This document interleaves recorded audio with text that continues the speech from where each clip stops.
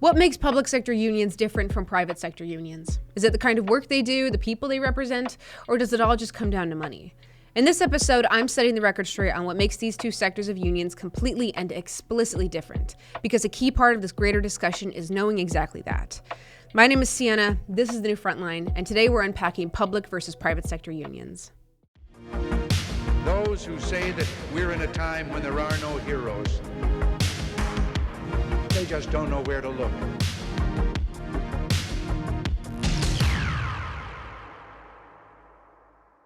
Now, I'll be totally candid with y'all, this topic is not necessarily a simple one. I'll be touching on the historical work of unions a little bit, the nature of their work, what it is and what they promote, and then relating it all back to how money is intrinsically a part of the culture we live in and how it motivates us. The government is also full of arbitrary red tape and unfortunately corruption, no surprise to anyone. And I don't mean to bum anyone out, but there are people in the government, in public sector work, who got there not to serve the public, but to serve their own individual interests, and that has had a very real cascading effect. But stick with me, I'm going to do my best to try and explain this topic as succinctly as I can, as this is one of the most complex topics we've discussed on this channel yet. Starting in the late 1800s, private sector unions were created to give workers a collective voice against truly terrible conditions. Think child labor, 100-hour work weeks, dangerous factories, high mortality rates, etc. These unions were a necessary force early on in the labor movement to protect the safety of workers, particularly in the private sector, because the metric in the private sector of what was like safe enough and good enough for factories varied from employer to employer. There were little regulations. But generally in public sector work, the government instituted regulations to make work standards and conditions the same across the board. Now, to be perfectly clear, unions once did a lot of great things, and there are still some unions who do good things today. But those unions don't come up in the media as much because honestly, the best unions out there are the ones you never hear about. They know to put their head down and get their work done and not make a big deal or comment on random stuff that's outside their purview. Most importantly, unions in that particular example know that they do not play into politics and they do not use their influence to try and take advantage of their employers or employees that they're working with. Now, in a perfect world, unions in any sector would behave exactly as they are meant to, fighting for members' wages, benefits, and working conditions, and even keeping the company's bottom line in their best interests. And sometimes they do. But more often, unions, particularly public sector, government sector unions, step outside their wheelhouse. They weigh in on cultural battles, political agendas, and lobby for legislation that doesn't always benefit their members directly. And of course, if their whole purpose is to help their members, why would they lobby for legislation and weigh in on things that don't benefit their members? Why? That's exactly what I asked our Special Projects Director, Rusty Brown. Sitting in his office, I posed him the question, why do unions go so far beyond workplace issues? His answer? While some actions of unions seem utterly inexplicable, one thing can tie it all together: money. The biggest and most important difference between these two sectors of union work is their money, as in who it comes from, how they get it or lose it, how they manage it, and who in the organization wants it the most. In private sector work, money comes in as an exchange for goods or services, and it's counted as profits. So when unions go to the table to bargain for their members, they're negotiating over a share of those benefits that are earned by the company. Sometimes those profits go to shareholders, sometimes they get reinvested back into the company in the form of new equipment or facilities. But private sector unions generally push for a share of that success in the form of raises, bonuses, or improved benefits for their members. But here's the key punch. Private sector unions are directly incentivized by the company's bottom line, profits. Their leverage directly depends on the company's success. In the public sector, money is not an earned profit. It is assigned. Government organizations fund their work from budgets that are set and allocated by the state or federal government. So when government unions, public sector unions, go to bargain, they're not fighting over profits, but over a fixed budget. To get more money, they either have to get a bigger budget overall or to rearrange existing budget allocations to give more to them. There are no excess profits here that they get to make use of. That if there is extra money, that money, which is termed a surplus in this instance, would either get deducted from the budget since it's proven to not have been needed, or it's going to be allocated to something else that needs it more. So if a government department has surplus funds at the end of a cycle, they lose it. It gets allocated elsewhere. But no department wants to lose that extra funding, so it doesn't happen very often. And remember, this is the government I'm talking about, so talking about funding, surplus budgets, all of that money is still tax dollars. And if there is a proper surplus in the government budget, it means that we as the public are being overtaxed since there is more money being taken from us than is actually needed to run the government. Now that we've talked about funding and where the money comes from in the two sectors, let's talk about the motivations behind it. So the real difference between funding the two sectors is this. Private sector unions don't necessarily need to grow their membership to increase their revenue because it's tied to profits and success of the business. Whereas public sector unions must grow their membership to increase dues income aka revenue, because their overall budgets are set externally. And I will admit there is some incentive in the private sector unions to increase their membership, but it's tied to the success of the business. If the business is doing well, then there will be more employees and therefore there will be more members. It's much less of an arbitrary desire to grow their membership because there is an immediate tie, a very visible connection between growth in membership and success in the business. Government unions push to increase membership as their primary way to grow funding. That's why you'll see them back legislation that expands who can qualify for union membership, even if it lowers standards or quality in that particular realm of work. Union leadership will also back efforts to grow the size and reach of the government by increasing taxes, since higher taxes equals their own higher share of the profits. That whole bit, particularly like how many profits they'll get from growing taxes, I'll talk about more in a second. But I want to elaborate on a real world example first of how unions push for things to grow membership even if it lowers standards or quality. Back in February, the Federalists reported on an act supported by the New Jersey Education Association, the NJEA, which is the main teachers union in New Jersey.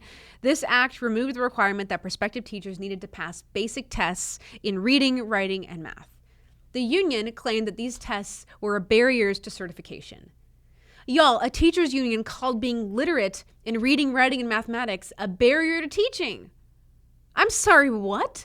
If it wasn't so distressing, I would almost laugh. It's almost comical, but it's also way more distressing to even think that a teachers union would be like, yeah, being literate in reading, writing, and mathematics is actually a barrier to teaching, so you can't require any teachers to do that. Are you kidding me? The article also discusses the EdTPA, which is a teacher accountability test that the union also opposed, because it adds one more layer of responsibility to would-be teachers. According to the report, the unions are not focused on excellent teachers or quality education because if it was, they wouldn't be doing away with these tests that promote basic accountability for teachers. And these are basic literacy tests. They're not even specialized tests in different areas of study. They're basic tests that the union thinks are barriers to teaching. It's crazy. I feel like their goal has to be to dumb down American citizens with poor quality education, because poor quality education means more reliance on the government, which means they can grow the government and promote an anxious attachment relationship in new students to the government. Their goals are not to create a quality education or care for our students. Their goals are to dumb it down because they get more members by doing so. If public unions really cared about the average worker or student or teacher, why would they back measures that set workers up for failure? What good comes from incompetent teachers? Who benefits from this? These are rhetorical questions, but I'm serious. Who benefits from this? We should think about it. Because the truth is that government unions are financially motivated to sacrifice their member needs and sacrifice public work quality for their own growth. Now, I'm getting a little worked up about this. I know, it's inevitable at this point. But Rusty and I were talking about this extensively. And our CEO, Aaron, who was walking by, he overheard what we were talking about and came and joined our conversation and dropped a one-liner that I think is a very apt analysis and summary of the whole issue.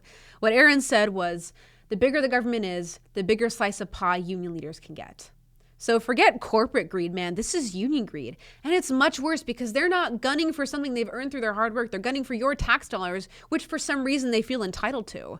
They're interested in quantity because the bigger the whole pie, the bigger the individual slice. And the stupidest part about all of this is that government union leaders dislike the private sector because it's based in capitalism and individual success. And God forbid people work hard for what they have.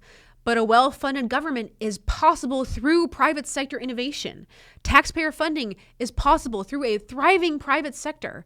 But union leadership is so short-sighted, they can't think beyond the next week, honestly, and would rather trample that and have everyone work for the government just so they can get their own slice. One more big disconnect to add to this is that some private sector unions represent workers who deliver what is nearly a public good. And I say that, think of Amtrack drivers, for example. Their success depends on the private sector functioning efficiently. It's the independent exchange of goods and services, and because it's the private sector, there is a greater incentive to do high-quality work. And now in all transparency with this example, Amtrack is somewhat unionized as there are 3 different unions that drivers can choose to be a part of, or they can choose to not be in a union and therefore they have 4 great options that they can choose from. Like I said earlier, I don't mean to demonize private sector work or private sector unions because their motivations come from a different origin than public sector, government sector unions.